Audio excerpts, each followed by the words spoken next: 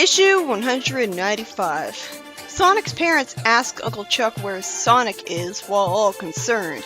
Sadly, this is all just an excuse for comic space to be wasted on recap.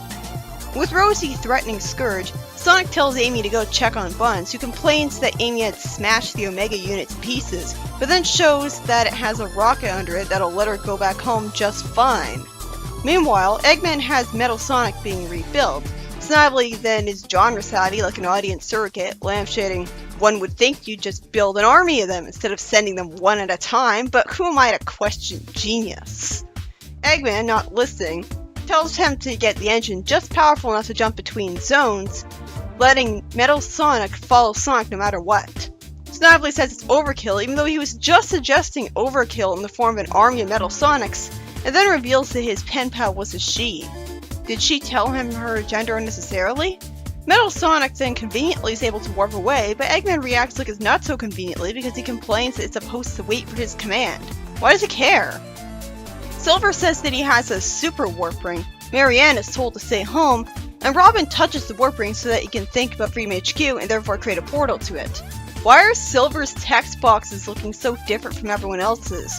Does he have an echoey voice of power? That certainly is different from the games. Meanwhile, Sally argues with Alicia that stranding Sonic and Amy on Anti-Mobius was not part of the plan, with Alicia saying she just wants to get rid of Scourge. Just then, Robin warps here with Silver asking where Amy is, and they both warp over to her.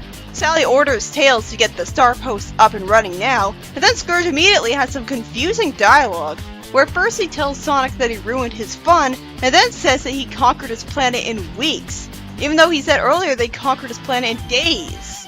So was he lying? He then complains about the fact that now he has to start all over on Sonic's planet. No, he doesn't have to. He made the decision to leave on his own because he got bored of ruling his own world. After Scourge threatens to destroy Sonic's world just out of spite, Shadow suddenly chaos controls in front of them out of complete nowhere, and after Scourge lampshades this, saying heck instead of hell, which is weird for an evil twin, Shadow says that he thought he went to the special zone. How do you screw up teleporting that badly that you end up in the wrong zone entirely? And Shadow doesn't proceed to explain why he wanted to go to the special zone right away, so him being here feels extremely forced for the sake of trying to have every hedgehog in the series in one issue for a big fight. It's so forced, it's kind of like a fanfiction concept, I don't know. Speaking of that, Metal Sonic then shows up, and then Silver and Robin do as well.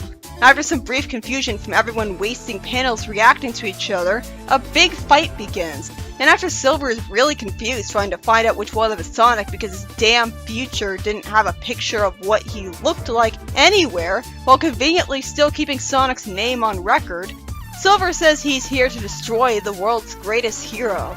At least he comes from a ruined future that might not have many historical records, but that just makes me question why it would have any records at all for him to go off of in the first place. Any record talking about Sonic would say he's a hero and wouldn't do that. I just realized in post, Silver would have made a lot more sense if he was a villain.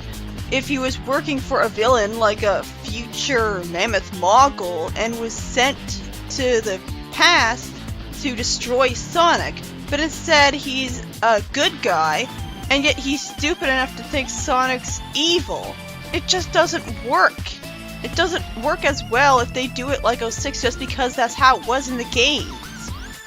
Both Sonic and Scourge point to each other as the Sonic he's looking for, with Scourge having the same worried expression as Sonic, calling Sonic a coward to lampshade this. Not to mention they're both doing the exact same thing and saying the exact same thing with the exact same expressions, which should give Scourge a little pause there.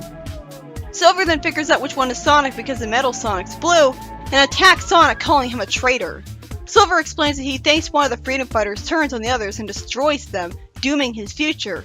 And only Sonic is remembered as having the kind of power to do that.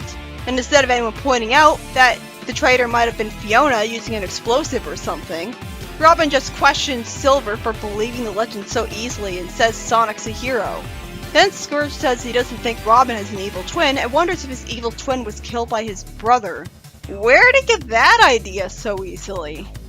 He then spin dashes into Silver, somehow not cutting him with the sharp spines, calling him a kid for some reason, even though they're all the same age. and says, "Nice powers, kid. Use them to get a less stupid haircut." And then Rosie tries to compliment Scourge or something in his remark, and Amy goes to defend Robin. I'm not enjoying this fight that much because it's overwhelming trying to keep track of so many fight participants. The more fighters there are, the more detached from it I get, especially if they're all shown at once. Metal Sonic tries to fight Sonic with Shadow making him get caught in a tornado. Then Sonic actually thinks to ask Metal Sonic to focus on taking Scourge down first, and Metal has the free will to accept when I think his only priority would be fighting Sonic. Maybe he just appealed to his self-preservation instinct, which is rated as higher by Eggman for some reason. Then after everyone decides to gang up on Scourge, I immediately call bullshit as Silver doesn't instantly proceed to grab him and hold him still telekinetically, which would have won the fight right away. Instead, Silver isn't allowed to use his powers the way an actual person would, or it'd be too easy, severely undermining the coolness of them. And he says confusingly, "Drop him before he escapes," when no one is being held to be dropped to begin with. Somehow, Scourge ran away from a telekinetic to his throne in time, says that he's got an Anarchy Barrel, which is implied to be a Chaos Emerald equivalent, and he goes super with only one of them. Either Anarchy Barrels are at least 7 times more powerful than Chaos Emeralds, or he's got so much residue magic in him from powering up with Master Emerald that he only needs one Anarchy Barrel to get up to his super form.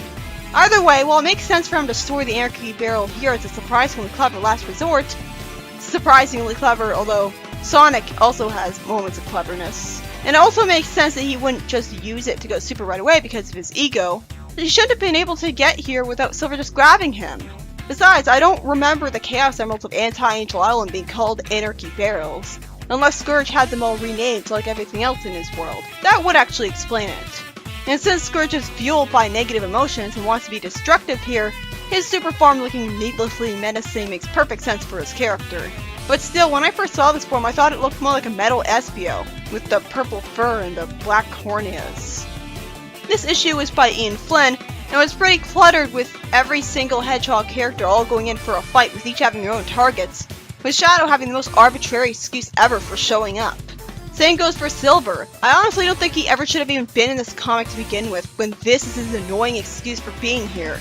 It's not endearing at all, especially since he's gonna keep showing up saying, "I totally found the traitor this time," and no one mentions Fiona to him. Robin's only here because they arbitrarily had Silver warp to the totally wrong part of Mobius when he should have known where he needs to go. And you'd think if they want to have every hedgehog, and yet they include a robot hedgehog, they would have included Metal Scourge there too. At the end, when everyone's convinced to go focus on fighting Scourge, which they really should have done from the start, Scourge goes super with his last resort Anarchy Barrel, while the Freedom Fighters plan to get Sonic back home.